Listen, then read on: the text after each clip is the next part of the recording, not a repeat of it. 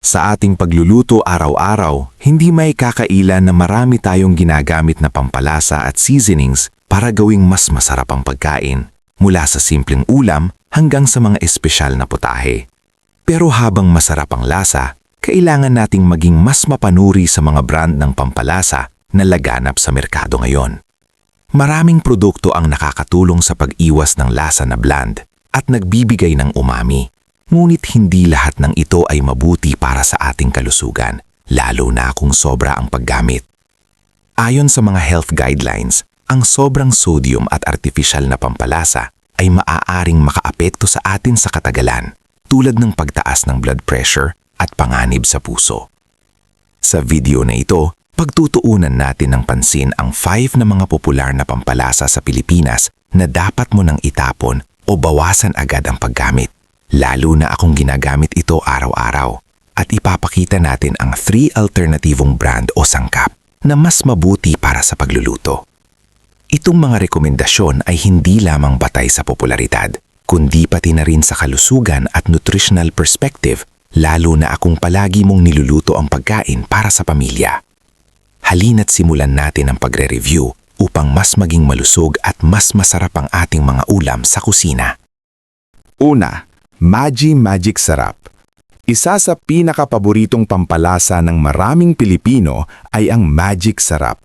Isang all-in-one seasoning na nagbibigay ng mabilisang linamnam sa tinola, adobo, sinigang at halos lahat ng putahe. Maraming netizens at home cooks ang nagsasabi na kapag ginagamit mo ito, kagad na sumasarap ang ulam at nakakadepend. Ngunit ayon sa mga talakayan at mga obserbasyon ng komunidad ng mga nagluluto, may ilan na nagrereklamo na ang lasa ng kanilang mga ulam ay nagiging homogeneous o pare-pareho na lang kung palaging Magic Sarap ang gamit.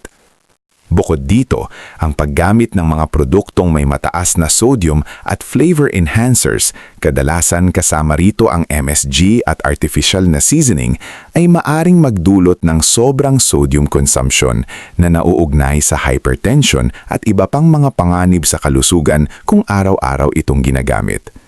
Kahit na hindi ito ipinagbabawal, maraming health guides ang nagmumungkahi na bawasan o iwasan ang madalas na paggamit ng mga pre-mix seasoning upang maprotektahan ang puso, bato at iba pang organ systems. Kung ikaw ay isang health-conscious cook o may mga miyembro ng pamilya na may sakit sa puso o mataas ang blood pressure, mas mainam na bawasan o itago ang Magic Sarap sa kusina at pagitan ito ng mas natural na sangkap o mas simple at mas kontroladong seasoning approach. Pangalawa, Ajinomoto. Ang Ajinomoto Umami Seasoning ay kilala bilang pangunahing uri ng monosodium glutamate o MSG na matagal ng bahagi ng Filipino cooking.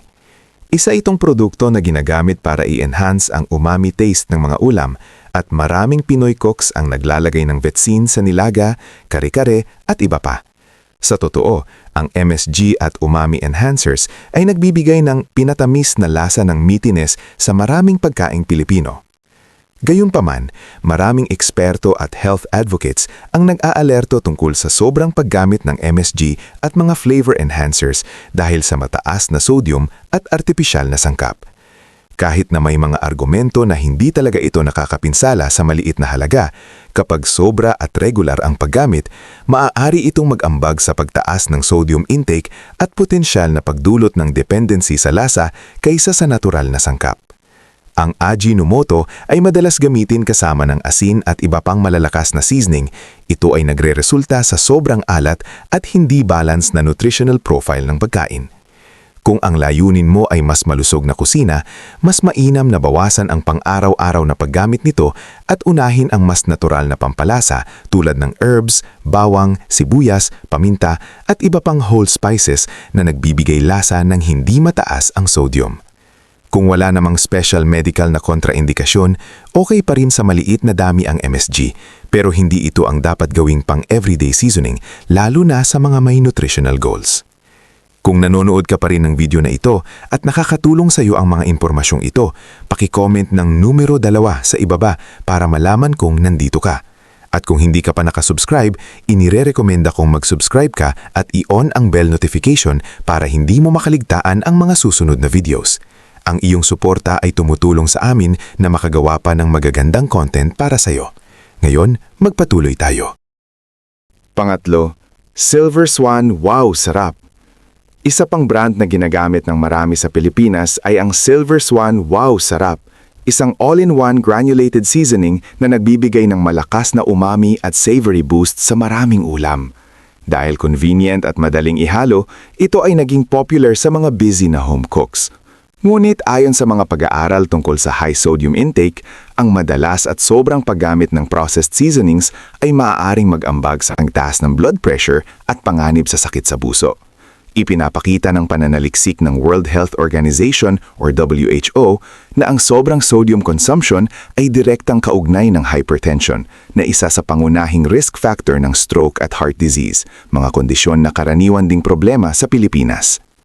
Ang mga granulated seasoning tulad nito ay formulated para maging masarap kahit kaunting dami lang, ngunit kadalasan ay may kasamang sodium, flavor enhancers tulad ng MSG at iba pang additives. Habang ang MSG ay kinikilalang generally safe sa tamang dami ayon sa International Food Safety Authorities, ang kombinasyon ng sodium at regular na paggamit ay maaaring magpalampas sa recommended daily limit na 2,000 mg sodium kada araw. Dahil dito, maraming Pilipino ang hindi namamalayan na sumusobra na pala ang kanilang sodium intake. Hindi ibig sabihin na bawal na itong gamitin, ngulit mas mainam na bawasan at gawing paminsan-minsan na lamang. Subukang gumamit ng natural na pampalasa tulad ng bawang, sibuyas, luya, paminta at sariwang herbs upang makontrol ang alat at mapanatili ang tunay na lasa ng pagkain. Sa ganitong paraan, mas hawak mo ang iyong kalusugan habang masarap pa rin ang iyong luto. Pang-apat, bouillon cubes at mixed meat powders.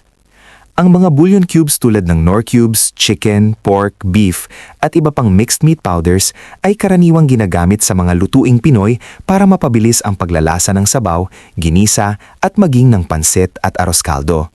Totoo, nagbibigay ito ng instant na malinamnam na lasa. Ngunit, ayon sa mga pag-aaral sa nutrisyon, ang madalas at mataas na konsumo ng sodium ay may malinaw na kaugnayan sa pagtaas ng blood pressure, mas mataas na panganib ng hypertension at posibleng stress sa kidney sa paglipas ng panahon.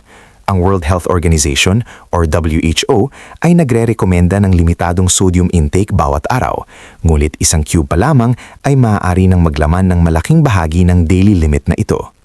Bukod sa sodium, maraming bouillon cubes ang may artificial flavor enhancers tulad ng monosodium glutamate or MSG at iba pang additives para palalimin ang lasa.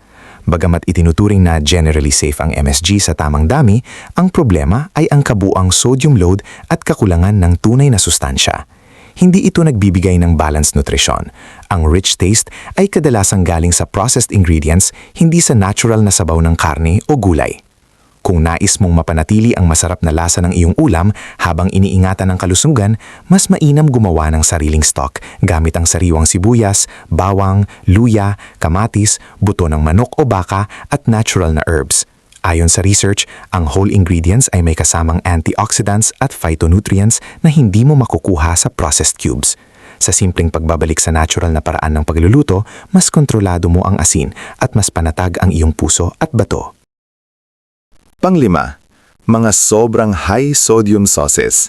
Bukod sa mga seasoning powders at granules, mahalaga ring bantayan ng mga sausawan at liquid condiments na karaniwan sa hapag ng mga Pilipino. Ang toyo, patis, oyster sauce at iba pang liquid seasoning ay nagbibigay ng sarap at lalim sa ating mga paboritong ulam tulad ng adobo, sinigang at pansit. Ngunit ayon sa mga pag-aaral, ang labis na sodium sa pagkain ay malinaw na nauugnay sa pagtaas ng blood pressure. Ipinapakita ng research na ang sobrang sodium intake ay isa sa pangunahing risk factor ng hypertension na maaaring magdulot ng stroke, sakit sa puso at kidney problems. Maraming processed sauces, kahit pakilalang branded, ang naglalaman ng napakataas na sodium sa bawat kutsara. Minsan, hindi agad napapansin dahil maliit ang serving size na nakalagay sa label. Pero kapag inaraw-araw at dinagdagan pa ng sausawan, mabilis nitong lumalagpas sa recommended daily sodium limit. Para sa may high blood pressure, heart condition o senior citizens, mas mahalagang maging maingat. Hindi ibig sabihin na kailangang tuluyang alisin ng mga ito, kundi kontrolin ang dami. Subukang bawasan ang toyo at patis at palitan ng mas natural na pampalasa tulad ng kalamansi, lemon, bawang, sibuyas, paminta, sariwang herbs o kaunting suka.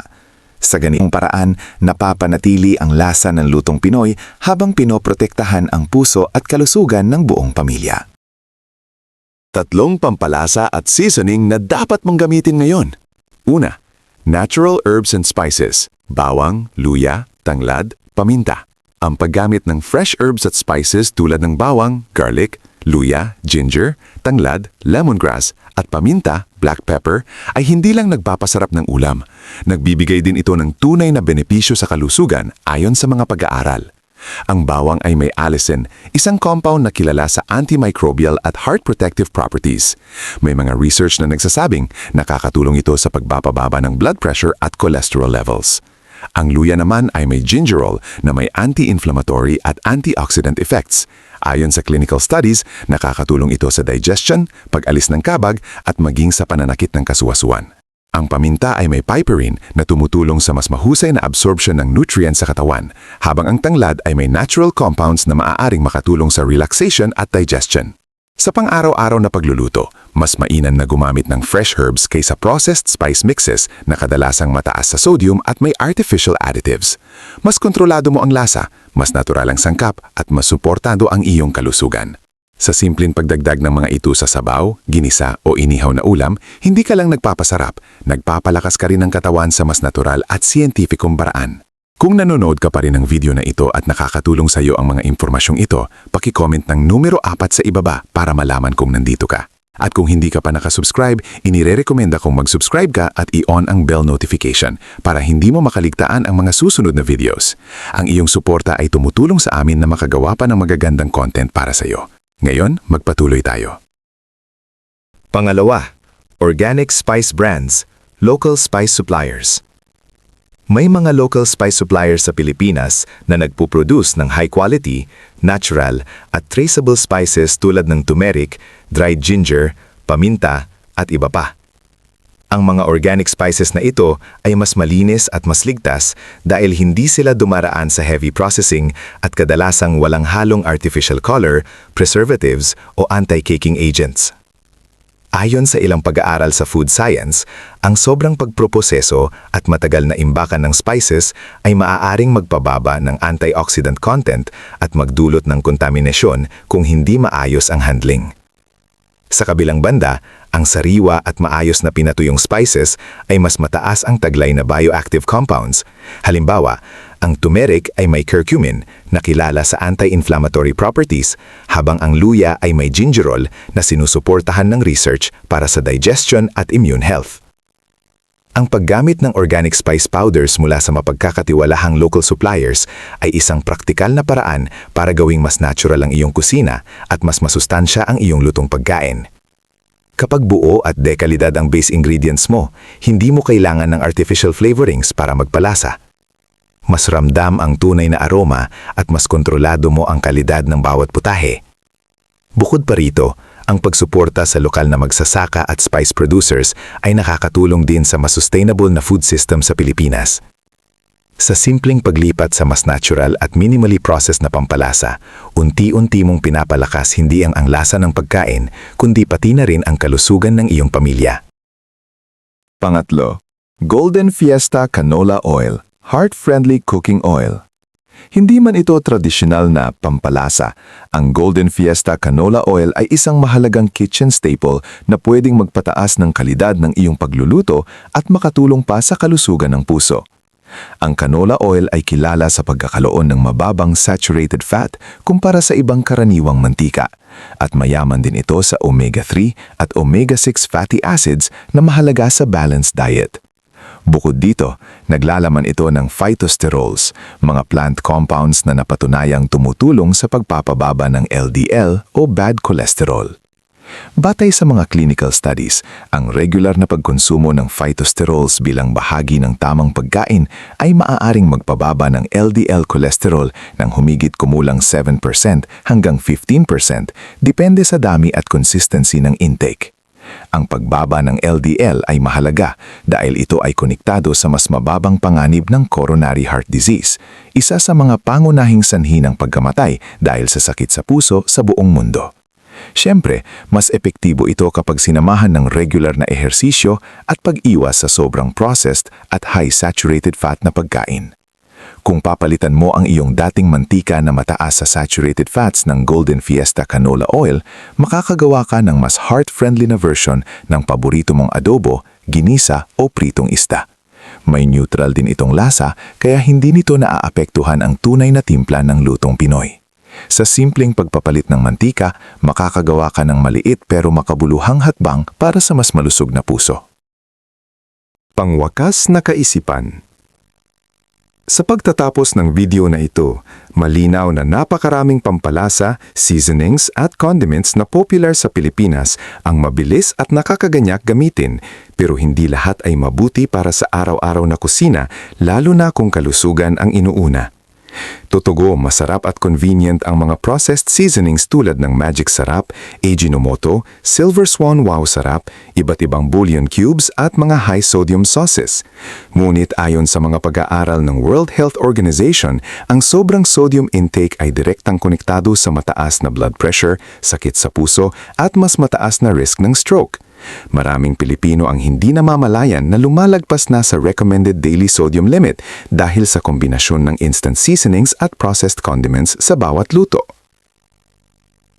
Sa halip na umasa sa premixed seasoning blends na may artificial additives, mas mainam na balikan ang natural na paraan ng pagpapalasa. Ipinapakita ng nutrition research na ang paggamit ng fresh garlic, bawang, sibuyas, luya, paminta at iba't ibang herbs ay hindi lamang nagpapasarap ng pagkain, kundi nagbibigay din ng antioxidants at anti-inflammatory benefits.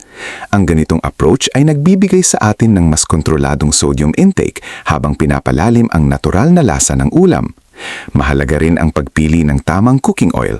Halimbawa, ang paggamit ng Golden Fiesta Oil sa tamang dami at wastong paraan ng pagluluto ay makakatulong sa mas maayos na fat balance kumpara sa paulit-ulit na paggamit ng mantika o sobrang init na pagprito. Sa huli, ang susi ay balanse at kaalaman. Hindi kailangang tuluyang iwasan ang lahat ng seasoning sa merkado, ngunit ang pagiging mapili, pagbasa ng nutrition labels at pag-unawa sa research-based health effects ay malaking hakbang tungo sa mas sustainable at healthy na pamumuhay. Gawin nating mas mindful ang ating cooking journey para sa sarili at para sa pamilyang ating pinaglulutuan. Kung nagustuhan mo ang video na ito at nakatulong ito sa iyo, mangyaring i-like, mag-subscribe at i-share. Ang inyong suporta ay tumutulong sa amin na patuloy na gumawa ng magagandang content upang kayo ay mabigyan ng kaalaman at inspirasyon. Salamat sa panonood at inaasahan naming makita kayo sa susunod na video.